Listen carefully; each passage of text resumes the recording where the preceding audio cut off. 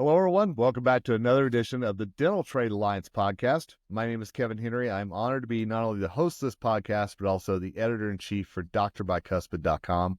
I'm excited today because we're going to talk about the Dental Trade Alliance Foundation and all the good things that are happening with the DTA Foundation, not only what has happened, but what is to come as well. And with that, I'm honored to be joined by two amazing ladies who are overseeing those efforts, and that is Liz Meyers with Darby Dental.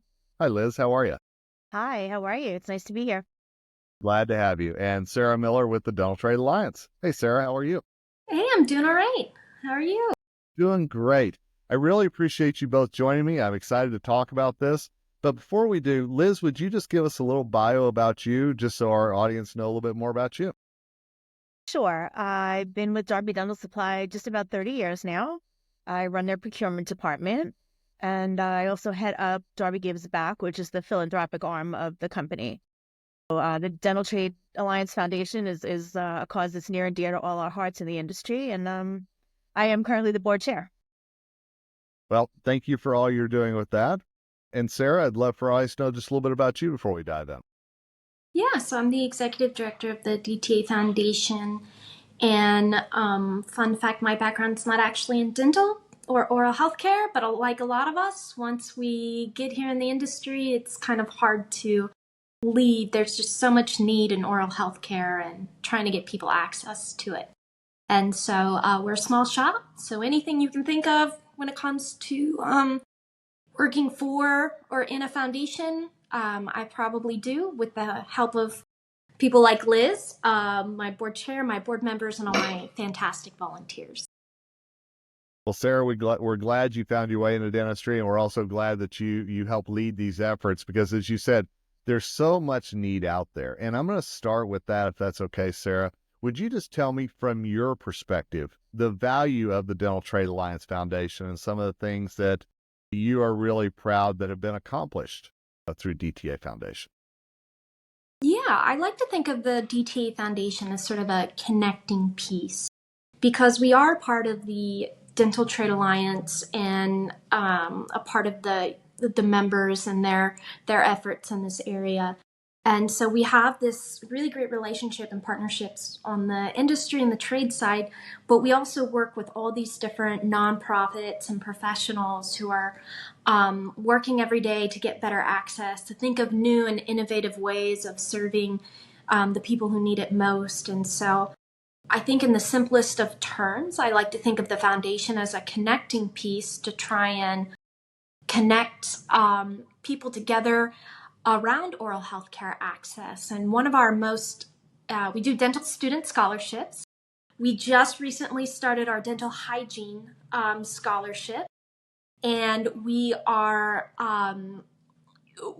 do serve the professionals in that way.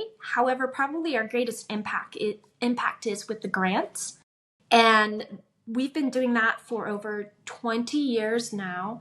And what kind of makes us unique is we provide seed funding. And so a lot of times, someone might have a great thought or concept, and they're not going to really be as eligible or competitive for that larger funds or any funds at all because they don't have proof of concept yet or the data to kind of showcase that the idea works. And we kind of step in and we say, hey, we think this is a great idea. We'd love for you to get it to a place where it can, have legs and get that funding and really get the start it deserves. And so I'm really proud of the efforts we've been doing in our grants.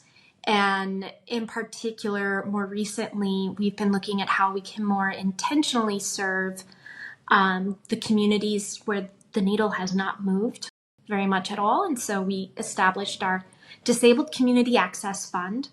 And we have been the past year and this year able to actually provide grants from this, trying to get better quality care and access for those in the disabled community. And then this year we'll be launching and trying a small advocacy campaign and seeing where we can do to support veterans, because veteran care is still another area where we're hoping to do our part to move the needle. And National Brush Day, I'm very proud of that. because it's cute, and we've reached a potential 400 million last year, and this year is really exciting. And again, I mean, I'm proud of it more than because it's cute, but it is really cute. So Well, and again, you're touching various segments of our society, which I think is important, and all those have need. And Liz, you mentioned a few minutes ago that not only do you work with the DTA Foundation, but also the philanthropic arm of Darby Dental as well. What projects, in your position with DTA, what projects really have jumped out to you about the impact that has been made through DTA Foundation? They're all so amazing, and looking at grant proposals and watching the videos of some of the submissions, the passion that these people have for what they're trying to do is amazing. I think some of the ones that have had the most impact on me are the grants and the pilot programs that are working with the disabled communities, with autistic children. Most people don't realize what it takes to provide care for some of those populations, the special training and going out of your way to make certain patients feel more comfortable. Just the fact that people are out there doing this and sharing their knowledge of how to do it with others, to me, is a huge impact. And I also think that with all the information available now, that oral care directly affects overall healthcare, some of the things like National Brush Day and some of the other programs that we're doing can help move the needle for underserved populations, as well as people who have dental insurance who don't use it. Not just have a healthier mouth, but by having a healthier mouth, have an overall health that's greatly improved. Well, Liz, I'm going to stick with you if that's okay, because you're also in the industry as well as part of DTA. And I'm curious, why is it important for our dental industry members to get behind DTA Foundation and other philanthropic efforts that are out there? It's our industry. It's our foundation. Everything that we're doing is directly affecting and hopefully having a positive impact on the industry, which from a business perspective brings more business, more sales, more success to the companies. And it helps with awareness, getting companies' names out there. It helps with, bringing your employees in as part of it to boost morale and increase education and awareness there as well.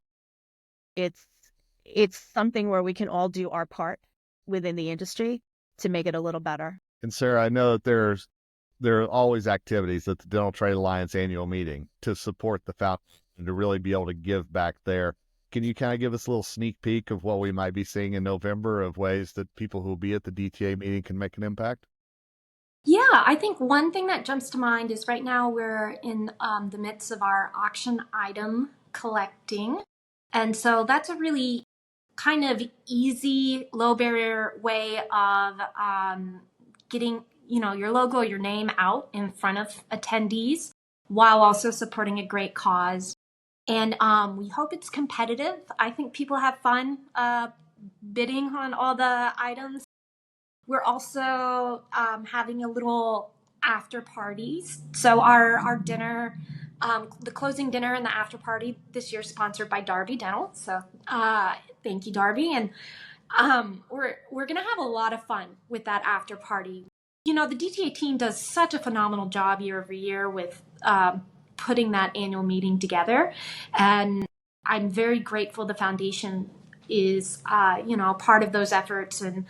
And we were thinking about what brings value to the members, and a big part of that is networking, connecting with colleagues. And so I'm excited because bowling and the after party, there'll be way more things than bowling.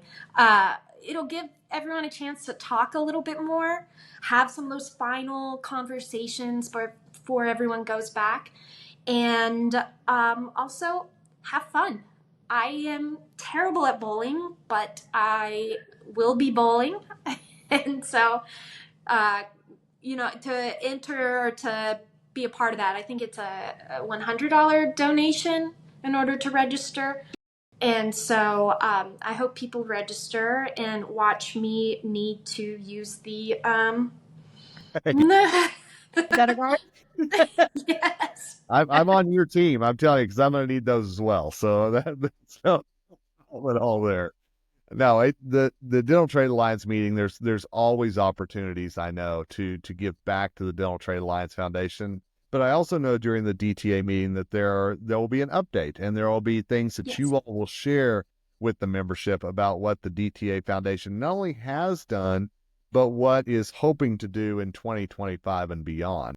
And I'm just wondering, is there any little sneak peeks? I know you mentioned the grants and some other things, but are there any sneak peeks that maybe our podcast audience could get about some plans that you all have for what's to come for the DTA Foundation? And I'll let either one of you answer. We will have our top dental student scholarship recipient there in person this year. And I'm very excited for people to have a chance to talk to her and hear about just the amazing things. She's yet another dental student that also started her own nonprofit. So I'm at least excited about that. So I hope people want to hang out and speak more with her. We'll also be releasing the 2025 Pets and Dental Calendar. So that's very exciting. There you go. So near and dear to my heart, as well as to Sarah's, and the proceeds from that all go to the Disabled Community Access Fund. That is fantastic. And it's Napa.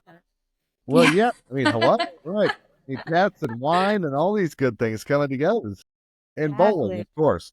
You know, it's fantastic. No, it's really cool. So, Sarah, I'm just wondering, could you give people an email address or a website, somewhere that they can learn more about DTA Foundation and maybe hopefully get involved with it as well? Yeah, so always feel free to email me directly at sarahmiller@dentaltradealliance.org, and that's Sarah with an H, Miller like the beer, at dentaltradealliance.org. And then check out our website. We just launched a new website, www.dtafoundation.org. It has a searchable grants database, a map of all of our scholarship recipients, including who their named scholarships, so the donors who supported that student's journey. And then we have a lot of our awareness campaigns, including National Brush Day, which is coming up, and some resources and pre-built materials for companies, clinicians, and everyone to get involved this year. Well, Liz, Sarah, I've enjoyed the conversation today. I'm looking forward to not only the DTA meeting in Napa, but also the good things that are going to come from that. They're going to impact people all around the world. So thank you both for everything that you all do for the DTA Foundation. Thank you for having us, Kevin. Yeah, thanks, Kevin. Always great to talk to you. Absolutely. Great to talk to you both. And I can't wait to see you in person in Napa. And hopefully I'll see all of you. Absolutely. And hopefully I'll see all of you in Napa as well. We thank you for listening to this episode of the Dental Trade Alliance podcast. We want to make sure that you know all the good things that are happening behind the scenes with the dental industry and the Dental Trade Alliance. And of course, you can go to dentaltradealliance.org to learn more. Until next time, it's Kevin Henry, host of the Dental Trade Alliance podcast, signing off and wishing you nothing but success ahead.